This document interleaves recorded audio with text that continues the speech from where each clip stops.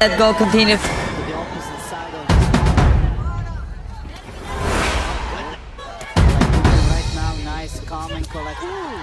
في الوزن الثقيل، حيث أن الضربة الواحدة قد تغير كل شيء، وأن العزيمة والإرادة هي فوق كل شيء. نزال شمال إفريقي رهيب يشعل الحلبة، قمة ولا في الخيال. المغربي نبيل خشاب ضد الجزائري الفرنسي سفيان العيدوني. دعونا نشاهد هذا النزال الدراماتيكي.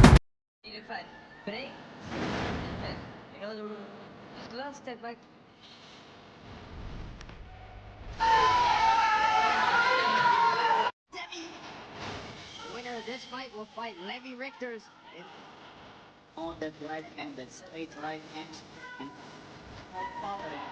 put to the opposite side of his palm.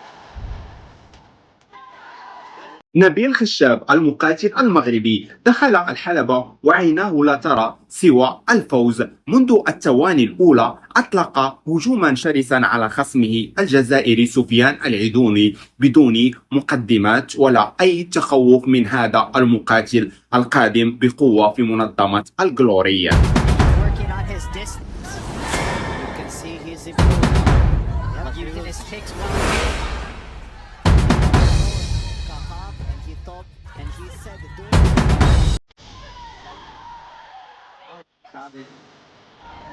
Loving those body kicks. Like nice, for like six. Up, chasing, calculating.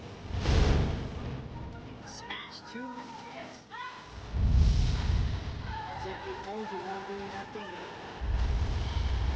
Like, oh, there we go. Nothing in the top position.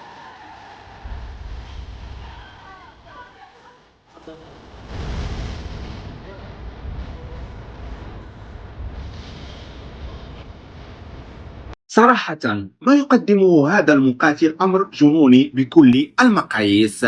مقاتل في الوزن الثقيل بجسد ضخم ويتحرك بهذه السلاسة في الحلبة وبضغط عالي على كل خصومه، فهذا الأمر جنوني بالنسبة ما يفعله المقاتل المغربي نبيل خشاب.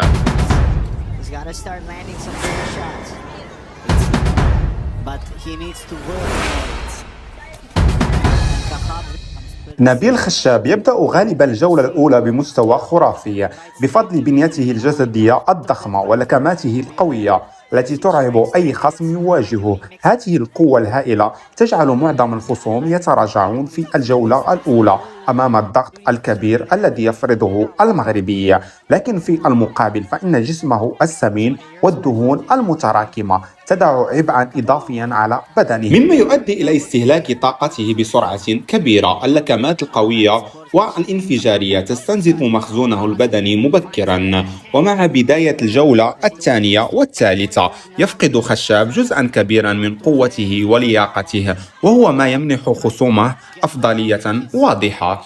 في هذا النزال تحديدا قاوم نبيل خشاب حتى اللحظة الأخيرة ويحسب له ذلك، لكنه لم يظهر بنفس الأسلوب ولا بنفس الشراسة التي شاهدناها في الجولة الأولى، والتي تفوق فيها بوضوح. برأيي الحل واضح: إنزال الوزن والانتقال إلى فئة الوزن الخفيف الثقيل بدل الوزن الثقيل، العمل بشكل أكبر على تمارين الكارديو والتحمل والحفاظ على القوة مع تحسين اقتصاد الحركة.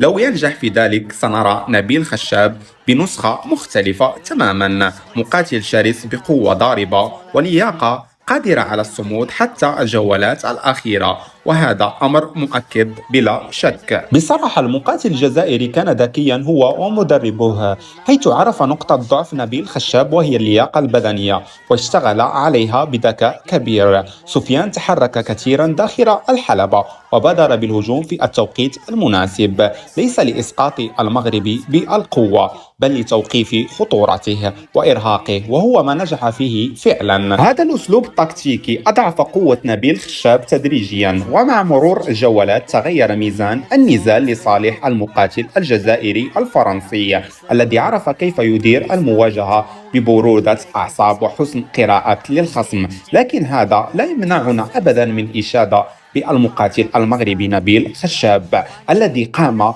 بنزال في المستوى العالي وأظهر شراسة وقوة كبيرة خصوصا في الجولة الأولى، وواصل القتال بروح المحارب حتى نهاية النزال. فمبروك للمقاتل الجزائري الفرنسي سفيان على هذا الفوز الثمين وعلى الأداء الجيد والذكي الذي خول له تحقيق الانتصار عن جدارة واستحقاق.